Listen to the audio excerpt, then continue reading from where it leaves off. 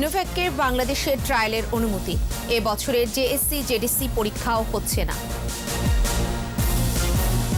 মুজিববর্ষী ঘরে ঘরে বিদ্যুতের আলো, বললেন প্রধানমন্ত্রী। গ্রামের মানুষের জীবনমান উন্নয়নের অঙ্গীকার। করোনার ভুয়া রিপোর্ট, সাবরিনা সহ ৮ আসামির বিরুদ্ধে সাক্ষ্য গ্রহণ। অস্ত্র মামলায় শাহেদের বিচার শুরু। ক্যাসিনো কাণ্ডে গ্রেফতার সম্রাটের অবৈধ সম্পদের উৎস জানতে চায় দুদক, স্ত্রী ও ভাইকে জিজ্ঞাসাবাদ। ক্রাইস্ট চার্চে মসজিদে হামলায় ব্রেন্টন ট্যারেন্টের আমৃত্যু কারাদণ্ড, পাবেন না প্যারোল।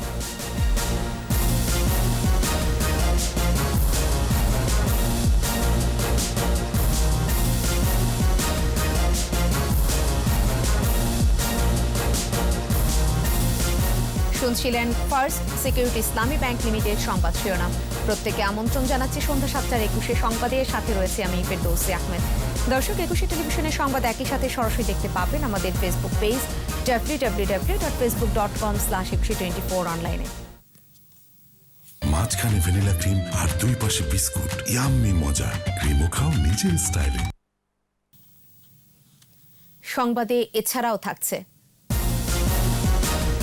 ৪৪তম মৃত্যুবার্ষিকীতে জাতীয় কবির প্রতি শ্রদ্ধা, সাম্প্রদায়িকতার মূলোৎপাটনের অঙ্গীকার।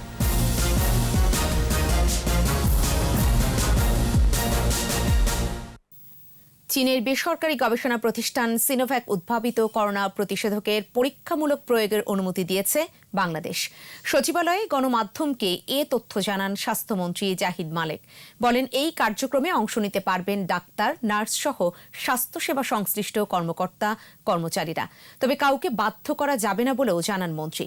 রিপোর্টে বাকিটা জানাচ্ছেন মোহাম্মদ নুরুন্নবী। বিশ্ববাসীর কাছে বহুল প্রতীক্ষিত স্বাস্থ্য উপকরণ করোনা ভ্যাকসিন। ১৫০ দেশ ও প্রতিষ্ঠান আছে উদ্ভাবনের দৌড়ে। গবেষণার উচ্চতর পর্যায়ে থার্ড ট্রায়াল থেকে এগিয়ে ব্রিটেনের অক্সফোর্ড বিশ্ববিদ্যালয়, রাশিয়া, চীন, আমেরিকা সহ ৫-৬টি দেশের সরকারি বেসরকারি গবেষণা প্রতিষ্ঠান। এই গবেষণা কার্যক্রমের তৃতীয় পর্যায়ে পরীক্ষা নিরীক্ষায় যুক্ত হতে যাচ্ছে বাংলাদেশ। চীনের একটি গবেষণা প্রতিষ্ঠানের প্রতিষেধকের পরীক্ষামূলক প্রয়োগ হবে বাংলাদেশের স্বাস্থ্যকর্মীদের শরীরে। সংবাদ সম্মেলনে সে কথাই জানালেন স্বাস্থ্যমন্ত্রী। আমাদের আইসিডিআরবি আছেন যারা, চায়নার একটি কোম্পানি সিনোভ্যাক। আমরা নীতিগত সিদ্ধান্ত করেছি যে আমরা ট্রায়াল করতে দিব। প্রপোজাল হলো ডাক্তার, নার্স এবং অন্যান্য স্বাস্থ্যসেবা কর্মী স্বেচ্ছায় আসবে, ভলান্টিয়ার করবে, তাদেরকেই শুধু ট্রায়াল করা হবে। গবেষণার সত্য অনুযায়ী প্রতিষেধকটি প্রাপ্তির ক্ষেত্রে অগ্রাধিকারের তালিকায় থাকবে বাংলাদেশ। প্রাথমিকভাবে ১ লাখ ইউনিট বিনামূল্যে দেবার কথা জানিয়েছে সিনোভ্যাক। আমাদের নামটা সবার উপরে থাকতে হবে। যে কয়টা দেশ সবার প্রথম দিকে পাবে সেখানে জানি আমাদের নামটা থাকে। বাংলাদেশ জানি সে অগ্রাধিকার ভিত্তিতে ভ্যাকসিনটা পায়। ১ লক্ষ ইউনিট ওনারা ফ্রি দিবেন ভ্যাকসিন, এবং এইখানের ট্রায়াল কার্যক্রমে যে খরচাটা হবে, যে ব্যয়টা হবে, সেটাও তারা বহন করবে। এই ধরনের প্রতিশ্রুতিও তারা দিয়েছেন। তবে যে প্রতিষ্ঠানের ভ্যাকসিন আগে আসবে সেই ভ্যাকসিন পাওয়ার প্রচেষ্টা অব্যাহত থাকবে বলে উল্লেখ করেন স্বাস্থ্যমন্ত্রী। জানান, কোনো প্রতিষেধকই ডিসেম্বর-জানুয়ারির আগে পাওয়ার সম্ভাবনা নেই। আর সাধারণ মানুষের কাছে ভ্যাকসিন পৌঁছতে মে-জুন পর্যন্ত গড়াতে পারে, জানান স্বাস্থ্যমন্ত্রী। এপ্রিল মে জুনের মধ্যে হয়তো কিছু বাংলাদেশ বা অন্য দেশও পেতে পারে। মোহাম্মদ নুরুন্নবী, ২১ টেলিভিশন, ঢাকা। এদিকে বৈশ্বিক মহামারীর কারণে ২০২০ সালের জেএসসি ও জেডিসি পরীক্ষা হবে না। শিক্ষা মন্ত্রণালয় এই সিদ্ধান্ত নিয়েছে। মন্ত্রণালয়ের তথ্য ও জনসংযোগ কর্মকর্তা সই করা সংবাদ বিজ্ঞপ্তিতে বলা হয়েছে, দেশের কাউমি মাদ্রাসা ছাড়া সব শিক্ষা প্রতিষ্ঠানের ছুটি আগামী ৩রা অক্টোবর পর্যন্ত বাড়ানো হয়েছে। এর আগে চলতি বছরে প্রাথমিক সমাপনী পরীক্ষা কেন্দ্রীয়ভাবে না নিয়ে স্কুল পর্যায়ে নেয়ার সিদ্ধান্ত হয়। পঞ্চম শ্রেণী থেকে শিক্ষার্থীদের পরবর্তী শ্রেণীতে উত্তীর্ণ করা হবে ওই পরীক্ষার মূল্যায়নের ভিত্তিতে।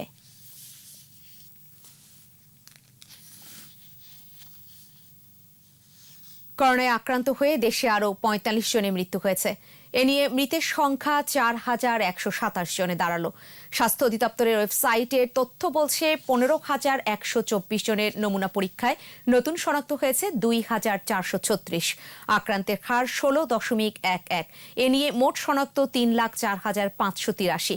সুস্থ হয়েছেন ১,৯৩,৪৫৮ জন, যা মোট সুস্থতার ৬৩.৫২%। বিভাগ অনুযায়ী সর্বোচ্চ আক্রান্ত ঢাকায়, এরপর রয়েছে চট্টগ্রাম, রাজশাহী ও খুলনা বিভাগ। প্রধানমন্ত্রী শেখ হাসিনা বলেছেন, দেশের ৯৭% জনগণ এখন বিদ্যুতের সুবিধা পাচ্ছে। ২০২১ সালের মধ্যে বৈদ্যুতিক আলো জ্বলবে সব মানুষের ঘরে। বিদ্যুৎ বিভাগের কয়েকটি প্রকল্পের উদ্বোধনী অনুষ্ঠানে একথা বলেন প্রধানমন্ত্রী শেখ হাসিনা। এ সময় প্রধানমন্ত্রী বিদ্যুৎ ব্যবহারে সাশ্রয়ী হওয়ারও আহ্বান জানান।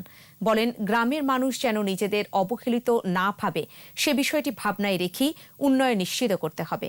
দেখুন প্রণব চক্রবর্তীর রিপোর্ট। বিদ্যুতের আলোতে পাল্টে গেছে গ্রামীণ জনপদ। ভেদাভেদ কমেছে গ্রাম শহরের যাপিত জীবনে। দূর গ্রামে বসেই এখন শহরের সুবিধা পাচ্ছে মানুষ। বিদ্যুতের আলোয় কাজ করছি। প্রত্যয় আছে মুজিব বর্ষে শতভাগ বিদ্যুতায়িত হবে দেশ। দেশের ২৫৭ উপজেলা এসেছে বিদ্যুৎ সুবিধার আওতায়। এই ধারাবাহিকতায় গণভবন থেকে ভার্চুয়াল মাধ্যমে ২টি বিদ্যুৎ কেন্দ্র, ১১টি গ্রিড উপকেন্দ্র, ৬টি সঞ্চালন লাইন এবং ৩১ উপজেলায় শতভাগ বিদ্যুতায়ন কার্যক্রমের উদ্বোধন করলেন প্রধানমন্ত্রী শেখ হাসিনা।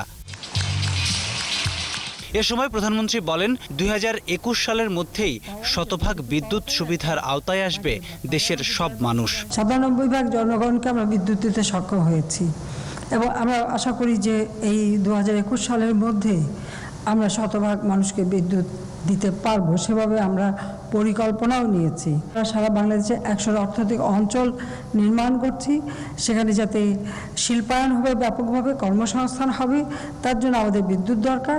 তাছাড়া আমরা ডিজিটাল বাংলাদেশ প্রতিষ্ঠা করেছি। এই ডিজিটাল বাংলাদেশের ব্যবহার যত বেশি বৃদ্ধি পাবে, বিদ্যুতের চাহিদাও তত বেশি বৃদ্ধি পাবে। সেই ক্ষেত্রে আমি গ্রাহকদের কাছে অনুরোধ করব যে আপনারা বিদ্যুৎ ব্যবহারের ক্ষেত্রে অবশ্যই মিতব্যয়ী হবেন। গ্রামের অবহেলিত মানুষের উন্নয়নই মূল লক্ষ্য। এদিকটি বিবেচনায় রেখেই চলছে সরকারের উন্নয়ন কর্মকাণ্ড, জানান প্রধানমন্ত্রী। অর্থনৈতিক উন্নয়ন বা শিল্প গড়ে তোলা অথবা কৃষি খামার গড়ে তোলা বা যে কোনো কাজের জন্য বিদ্যুৎটা একান্তভাবে অপরিহার্য। সেই জন্য আমরা একটা বিশেষ আইন করে বিদ্যুৎ উৎপাদন বৃদ্ধি, সেই সাথে সাথে সঞ্চালন বৃদ্ধি এবং মানুষের আর্থসামাজিক উন্নয়নের দিকে বিশেষভাবে আমরা দৃষ্টি দিয়েছি। শেখ হাসিনা বলেন, যারা অবৈধভাবে ক্ষমতায় এসেছে তারা দেশের নয়, নিজেদের উন্নয়নে ব্যস্ত থেকেছে। অবৈধভাবে ক্ষমতা দখল করে সেই ক্ষমতাকে কুক্ষিগত করবার জন্য স্বজনপ্রীতি, খোসামদি, তোষামদি এবং দুর্নীতিকে তারা স্থায়ী রূপ দিয়ে যায়। দেশের উন্নয়ন না করলেও তাদের ভাগ্যের উন্নয়ন হয় এবং কিছু লোককে তারা অর্থশালী, সম্পদশালী করে দেয়, যাদের শক্তিতে তারা ক্ষমতায় টিকে থাকার চেষ্টা করে। পরে দেশের বিভিন্ন প্রান্তে যুক্ত থাকা উপকারভোগীদের সাথে কথা বলেন প্রধানমন্ত্রী শেখ হাসিনা। যেই কারিগর দেশ বানাইছে সেই কারিগর নাই, জাতির জনক বঙ্গবন্ধু মুজিবকে হারায়। প্রণব চক্রবর্তী, ২১ টেলিভিশন, ঢাকা। করোনা পরীক্ষা নিয়ে জালিয়াতির মামলায় জেকেজির সাবরিনা আরিফ ও আরিফ চৌধুরী সহ ৮ আসামির বিরুদ্ধে সাক্ষ্য গ্রহণ শুরু হয়েছে। বৃহস্পতিবার বিকেলে ঢাকা মেট্রোপলিটন ম্যাজিস্ট্রেট শরাফুজ্জামান আনসারীর আদালতে আসামিদের উপস্থিতিতে প্রথম দিনের সাক্ষ্য গ্রহণ সম্পন্ন হয়। এদিকে রিজেন্ট হাসপাতালের চেয়ারম্যান শাহেদের বিরুদ্ধে অস্ত্র মামলায় অভিযোগ গঠন করেছেন আদালত। মিনালা দীপা রিপোর্ট। করোনা পরীক্ষায় রিপোর্ট জালিয়াতির মামলায় সাবরিনা ও আরিফকে আদালতে নেওয়া হয় সাক্ষ্য গ্রহণের জন্য। সাক্ষ্য গ্রহণ শুরুর আগে সাবরিনা সহ আসামি পক্ষের সময় আবেদন নামঞ্জুর করেন আদালত। প্রথম সাক্ষী হিসেবে মামলার বাদী কামাল মিয়া জেকেজির প্রতারণার নানা দিক তুলে ধরেন। আমার ডিফেন্স নেয়া এবং আমার ডকুমেন্ট দেখা, কি আমার বিরুদ্ধে কি অভিযোগ, সেই বিষয়গুলো এবং অভিযোগের সমর্থনে কী কী ডকুমেন্ট আছে সেটা জানার আমার একটা কনস্টিটিউশনাল রাইট আছে। আমি বলেছি যে আমার ওইগুলা একটু ডকুমেন্টগুলো দেওয়া হোক, আমার দেখতে দেওয়া হোক, গো থ্রু করতে দেওয়া হোক। সেটা রিজেক্ট করেছে বিজ্ঞ আদালত। দেখেছি যে চেয়ারম্যান শামীম চৌধুরী এবং আরিফ চৌধুরী সহ অন্যান্য যারা এই মামলায় আসামি, তারা প্রত্যেকে এই সাথে জড়িত এবং তারা সহযোগিতা করেছে। যেহেতু কোর্ট সময় কালক্ষেপণ না করে আর দ্রুত মামলাগুলো শেষ করতে চাই, আমরাও সেটা চেয়েছি। সাক্ষ্য গ্রহণের পরবর্তী তারিখ ৩ সেপ্টেম্বর ধার্য করেছেন আদালত। এদিকে রিজেন্ট হাসপাতালের চেয়ারম্যান শাহেদের বিরুদ্ধে অস্ত্র মামলায় অভিযোগ গঠন করেছেন আদালত। আর এর মধ্য দিয়ে শুরু হলো আনুষ্ঠানিকভাবে বিচার কাজ। সেই গাড়ি বা সেই অস্ত্রের কন্ট্রোল বা পজিশনে সে কিছুই জানতো না এবং তার ডাইরেক্ট পজিশনে ছিল না, তাই এই ধারায় আসামি শাহেদের বিরুদ্ধে অভিযোগ গঠন করার মতো কোনো উপাদান নাই। সে নির্দোষ, সে ইনোসেন্ট, তাই তাকে এই মামলার দায় থেকে অব্যাহতি দেওয়ার জন্য আদালতকে আবেদন জানায়। তার বিরুদ্ধে অস্ত্র আইনের 19 ধারায় চার্জ গঠন করা হয়েছে এবং নেক্সট ডেটটা দেওয়া হয়েছে আগামী 10 তারিখে ধার্য করা হয়েছে সাক্ষীর জন্য এবং সিরিজ আকারে এই মামলাটা চলবে এবং আমরা দ্রুতই এই মামলা শেষ করতে চাই। ভুয়া করোনা পরীক্ষা ও সনদ প্রদানের প্রমাণের ঘটনায় গত 7 জুলাই রিজেন্ট হাসপাতাল সিলগালা করে দেয় র্যাব। মিনালা দিবা, 21 টেলিভিশন, ঢাকা। ক্যাসিনো কাণ্ডে বহিষ্কৃত যুবলীগ নেতা সম্রাটের স্ত্রী শারমিন চৌধুরী ও ভাই ফরিদ চৌধুরীকে জিজ্ঞাসাবাদ করেছে দুদক। সম্রাটের অবৈধ সম্পদের উৎস জানতেই জিজ্ঞাসাবাদ করা হয় তাদের। শারমিন ও ফরিদের নামে থাকা সম্পদেরও তথ্য নেওয়া হয়। বিস্তারিত জানাচ্ছেন দীপু সারোয়ার। ঢাকা মহানগর দক্ষিণ যুবলীগের বহিষ্কৃত সভাপতি ইসমাইল হোসেন চৌধুরী সম্রাট গ্রেপ্তার হন গত বছর 6 অক্টোবর। আর 12 নভেম্বর সম্রাটের বিরুদ্ধে মামলা করে দুর্নীতি দমন কমিশন দুদক। প্রায় 3 কোটি টাকার অবৈধ সম্পদ অর্জনের অভিযোগ আনা হয় মামলায়। 17 নভেম্বর সম্রাটের 6 দিনের রিমান্ড মঞ্জুর করেন আদালত। তবে অসুস্থ থাকায় দীর্ঘদিন সম্রাটকে জিজ্ঞাসাবাদ করতে পারেনি দুদক। গত মঙ্গলবার বেলা 11টা থেকে 3টা পর্যন্ত বঙ্গবন্ধু শেখ মুজিব মেডিকেল বিশ্ববিদ্যালয় হাসপাতালে জিজ্ঞাসাবাদ করা হয় তাকে। আর বুধবার জিজ্ঞাসাবাদ করা হয় সম্রাটের স্ত্রী শারমিন চৌধুরী ও ভাই ফরিদ আহমেদ চৌধুরীকে। দুদকের প্রধান কার্যালয়ে 3 সদস্যের একটি টিম জিজ্ঞাসাবাদ করে তাদের। জিজ্ঞাসাবাদ বিষয়ে কথা বলেন সম্রাটের স্ত্রী শারমিন। সম্রাট ও তার পরিবার ষড়যন্ত্রের শিকার বলে দাবি তার। আসলে আমরা ষড়যন্ত্রে পড়ে গেছি, সম্রাটের সাথে সাথে আমরা পুরো ফ্যামিলিটা আমরা শিকার। হ্যাঁ, মনে হচ্ছে তাই শিকার আমরা। পরে এ বিষয়ে দুদক সচিবও কথা বলেন। মামলার তদন্তের স্বার্থে বিভিন্ন ব্যক্তিদের সাক্ষ্য জবানবন্দি গ্রহণ করা হচ্ছে। সেই তদন্তের স্বার্থেই আজকে তার বড় ভাই ফরিদ আহমেদ চৌধুরী এবং তার স্ত্রী শারমিন চৌধুরীকে জিজ্ঞাসাবাদ করা হয়েছে। সচিব আরও বলেন, নির্মোহ তদন্ত হচ্ছে, দোষীদেরই আনা হবে আইনের আওতায়। মামলার দীপু সারোয়ার, 21 টেলিভিশন, ঢাকা। স্বাস্থ্যবিধি মেনে চলুন, সুস্থ থাকুন। বিরতি নিচ্ছে। যখন ফিরছি তখন অন্যান্য খবরের সঙ্গে আরও থাকবে। সিনহা হত্যা মামলায় এপিবিএন এর 2 সদস্যের স্বীকারোক্তিমূলক জবানবন্দি, শিপ্রার মালপত্রের 2 তালিকা, ওসির ক্ষমা প্রার্থনা। আমেরিকান আর্মির নামে ভুয়া আইডি ও ছবি, প্রতারণা বাড়ছে সামাজিক যোগাযোগ মাধ্যমে।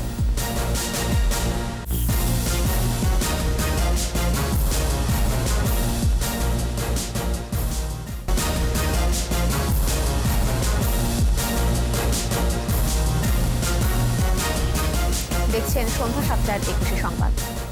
আগামী মাসে 15 তারিখ পর্যন্ত পর্যবেক্ষণ করে দেশের সিনেমা হল খোলার বিষয়ে সিদ্ধান্তে আসা যাবে, জানিয়েছেন তথ্যমন্ত্রী ডক্টর হাসান মাহমুদ।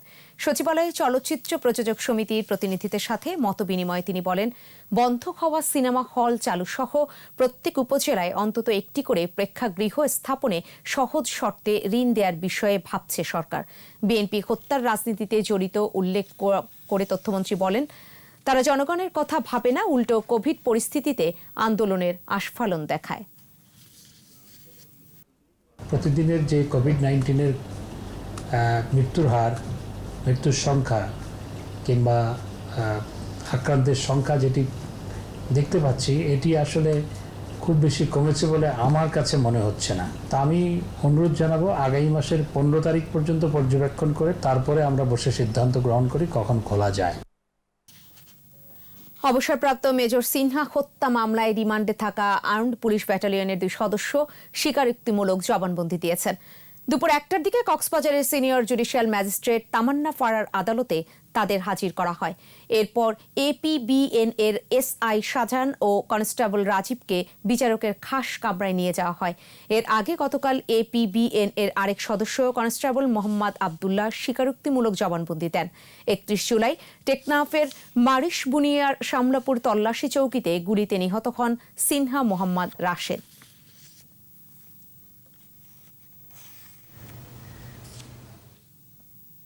সিনহা হত্যার ঘটনায় শিপ্রা দেবনাথের বিরুদ্ধে পুলিশের মামলায় 2টি জব্দ তালিকা এবং একটির সাথে অপরটির মিল না থাকার আদালতের কাছে নিঃশর্ত ক্ষমা চেয়েছেন রামু থানার ওসি।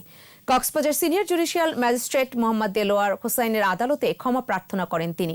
সিনহা হত্যার পর তাদের অবস্থান করা নীলিমা রিসোর্ট থেকে 29টি সামগ্রী জব্দ করে রামু থানা পুলিশ, কিন্তু তালিকা করা হয় 2টি। এর ব্যাখ্যা জানতে আদালত রামু থানার ওসি আবুল খায়েরকে তলব করেন। তিনি হাজিরায় উপস্থিত হয়ে ভুল স্বীকার করেন এবং কারণ দর্শানোর নোটিশে লিখিত জবাব জমা দেন।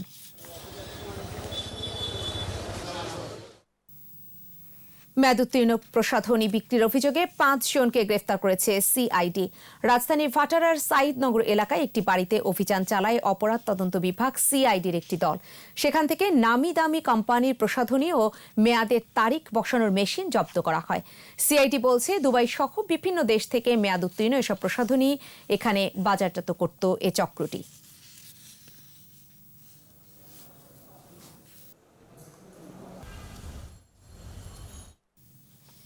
15 এবং 21 আগস্টের পলাতক খুনিদের ফিরিয়ে এনে বিচারের মুখোমুখি করার দাবি জানিয়েছে ঢাকা মহানগর দক্ষিণ ও উত্তর আওয়ামী লীগ। রাজধানী আজিমপুরে ঢাকা মহানগর দক্ষিণ আওয়ামী লীগের শোক দিবসের আলোচনায় বক্তারা বলেন, ষড়যন্ত্রকারীদের বিরুদ্ধে দেশবাসীকে সজাগ থাকতে হবে। অপর অনুষ্ঠানে উত্তর আওয়ামী লীগের নেতারাও বঙ্গবন্ধু হত্যা এবং 21শে আগস্টে গ্রেনেড হামলার দণ্ডপ্রাপ্ত পলাতক আসামিদের ফিরিয়ে এনে সাজা নিশ্চিতের দাবি তোলেন। আলোচনা সভায় ঢাকা মহানগর উত্তর আওয়ামী লীগের সভাপতি শেখ বজলুর রহমান এবং সাধারণ সম্পাদক SM মান্নান কুচি বক্তব্য রাখেন।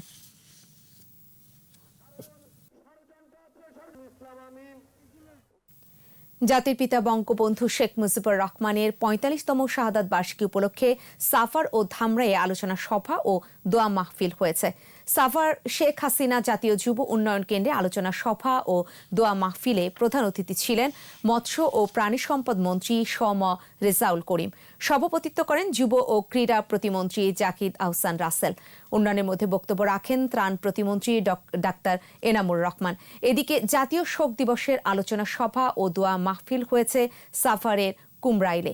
এতে সংসদ সদস্য বেনজির আহমদ ছাড়াও উপজেলা চেয়ারম্যান মোহাদ্দেস হোসেন সহ দলের নেতাকর্মীরা উপস্থিত ছিলেন। প্রতারণা বাড়ছে সামাজিক যোগাযোগ মাধ্যমে। আমেরিকান আর্মির নামে ভুয়া আইডি ও ছবি ব্যবহার করে একটি নাইজেরীয় অপরাধ চক্র এ ধরনের প্রতারণা করছে। এদের সাথে যুক্ত আছে দেশি চক্র। এদের প্রতারণায় সর্বশান্ত হয়েছেন অনেক মানুষ। সামাজিক যোগাযোগ মাধ্যমে প্রতারণা নিয়ে সাইদুল ইসলামের 2 পর্বের ধারাবাহিকের প্রথম পর্ব আজ। দেশের বেশিরভাগ মানুষ এখন তথ্য প্রযুক্তির সাথে কম বেশি যুক্ত। প্রযুক্তির অপব্যবহার আর লোভ অনেককে ঠেলে দিচ্ছে বিপদে। সামাজিক যোগাযোগ মাধ্যমে আমেরিকান মেজরের ছবি ব্যবহার করে ভুয়া অ্যাকাউন্ট খুলে বন্ধুত্বের অনুরোধ গ্রহণ করলেই শুরু হয় গল্প। ফেক আইডি থেকে আসে উপহারের প্রলোভন। এরকম প্রলোভনের পরে লাখ লাখ টাকা ক্ষতির ঘটনা আছে। ভুক্তভোগীরা জানান নানাভাবে তাদের কাছ থেকে টাকা হাতিয়ে নেওয়ার কথা। মার্কিন আর্মি হিসেবে পরিচয় দিয়ে প্রথমে জিমেইলে আমার সঙ্গে কমিউনিকেশন করে।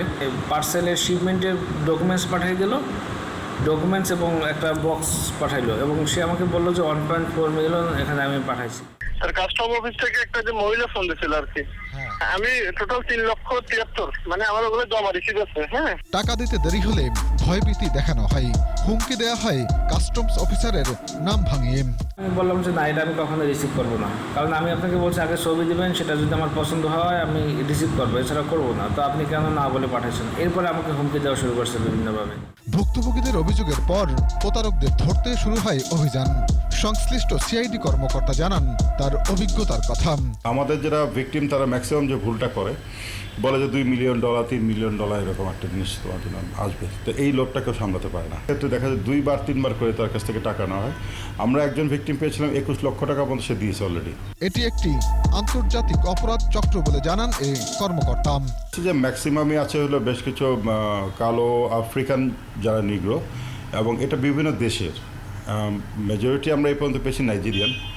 যদি ভিকটিম মেয়ে হয় তাহলে তারা পুরুষ হিসাবেই নিজেকে করে, আবার যদি ভিকটিম যদি পুরুষ হয় তাহলে মহিলা এদিকে দেখাচ্ছে। এবং সাইদুল ইসলাম, 21 টেলিভিশন, ঢাকা। বিদ্রোহী কবি নজরুলের চেতনায় সাম্প্রদায়িকতার বিষবৃক্ষের মূলোৎপাটনের আহ্বান জানিয়েছেন বিশিষ্টজনরা। জাতীয় কবির 44তম মৃত্যুবার্ষিকীতে তাঁর সমাধিতে শ্রদ্ধা নিবেদন করে বিভিন্ন সংগঠন। শ্রদ্ধা আর ভালোবাসায় কবির স্মৃতি আগলে রাখার পাশাপাশি তার সৃষ্টি সবার মাঝে ছড়িয়ে দেওয়ার প্রত্যয় ছিল সবার কণ্ঠে। দেখুন রাসেল খানের রিপোর্ট।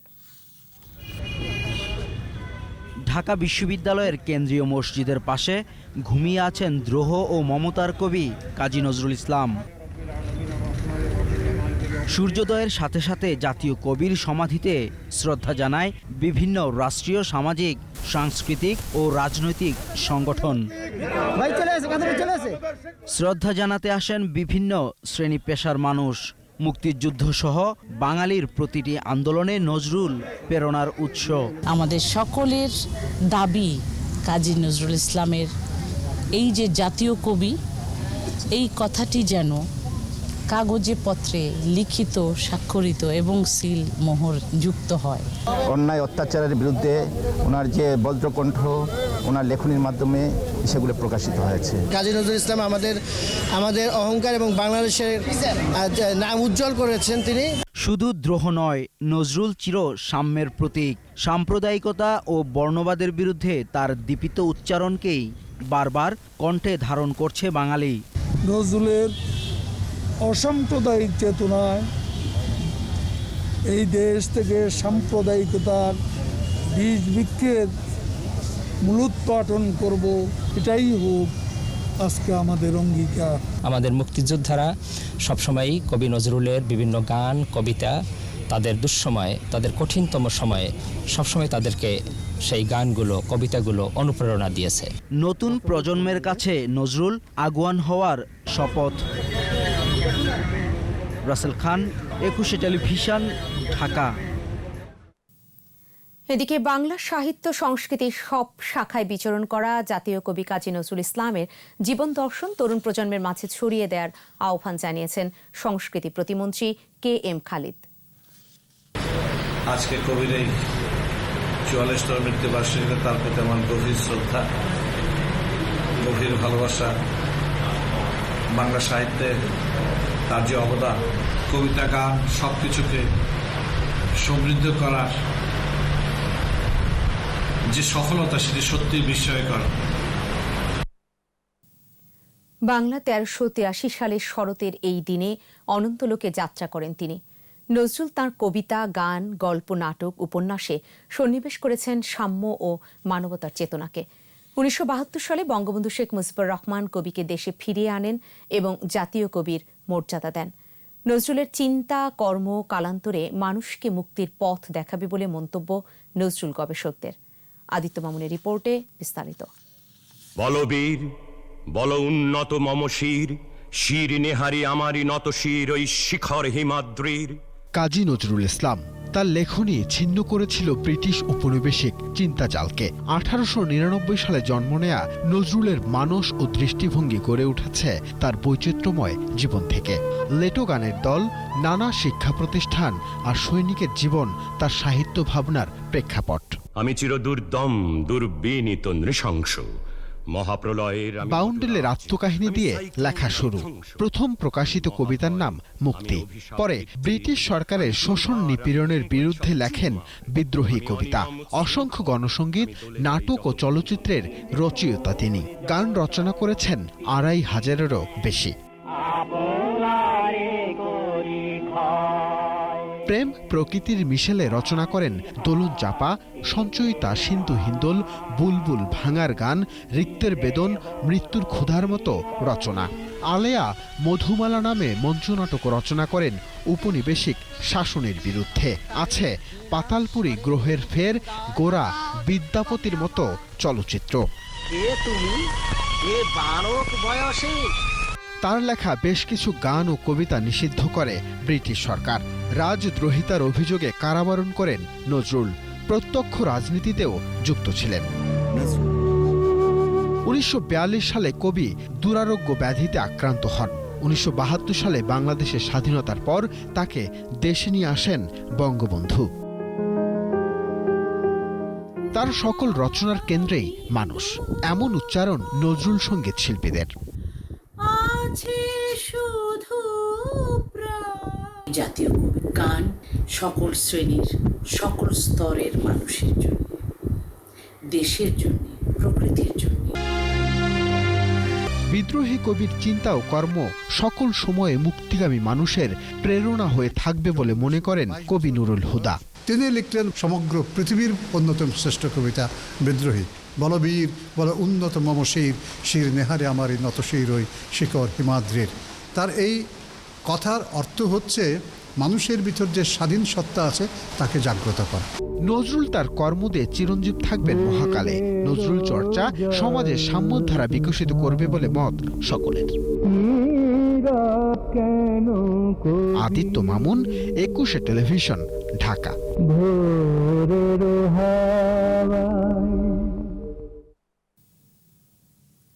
স্বাস্থ্যবিধি মেনে চলুন, সুস্থ থাকুন। বিরতি নিচ্ছি, যখন ফিরবো তখন থাকবে। চট্টগ্রামে পাসপোর্টের আবেদন কমলেও ভোগান্তি কমেনি, চালু হয়নি অনলাইন পোর্টাল।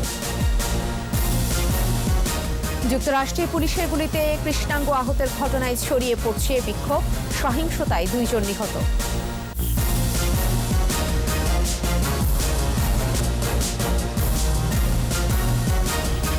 দেখছেন সন্ধ্যা 7:21 সংবাদ।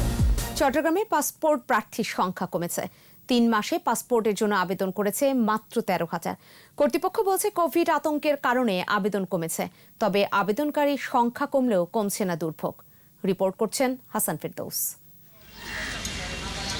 চট্টগ্রামের বিভাগীয় পাসপোর্ট অফিসের প্রবেশমুখে জটলা, ভিতরের অবস্থাও একই, ঘন্টার পর ঘন্টা অপেক্ষা।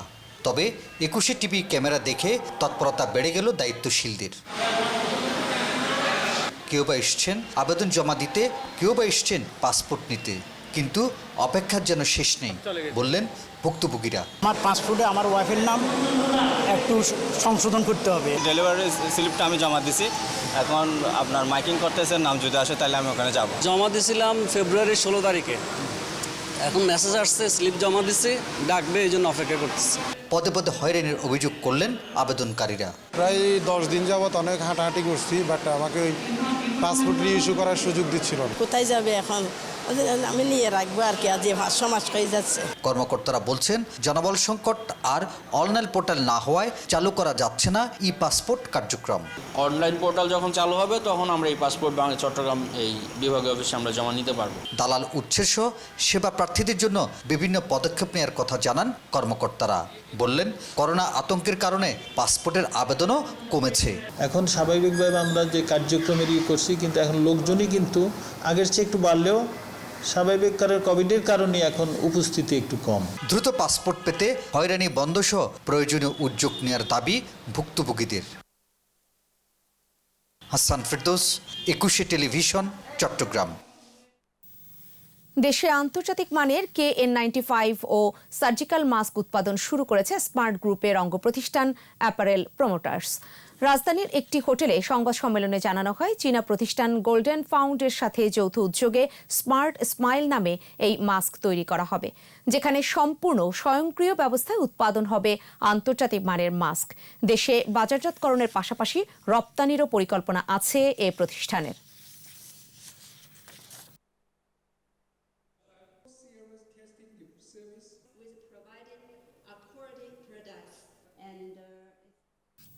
সোশ্যাল ইসলামী ব্যাংক লিমিটেড বাণিজ্য সংবাদ।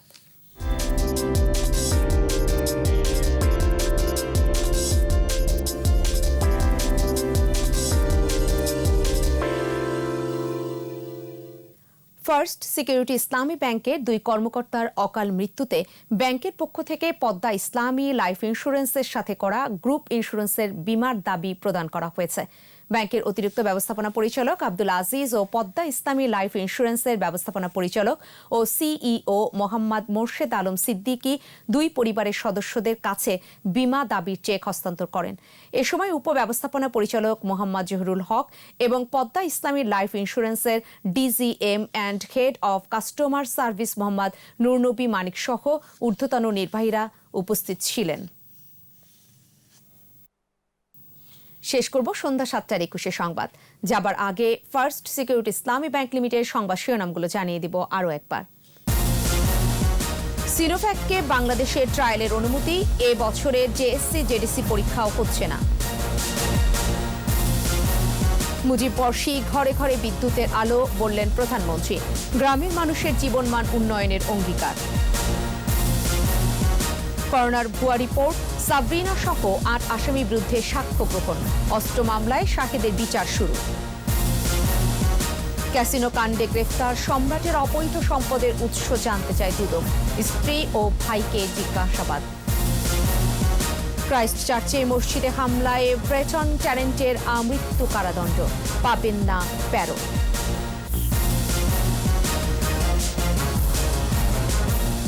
সর্বশেষ খবর জানতে ডায়াল করতে পারেন 202 নাম্বারে, আর ভিজিট করুন 21-tv.com এই ওয়েবসাইটে।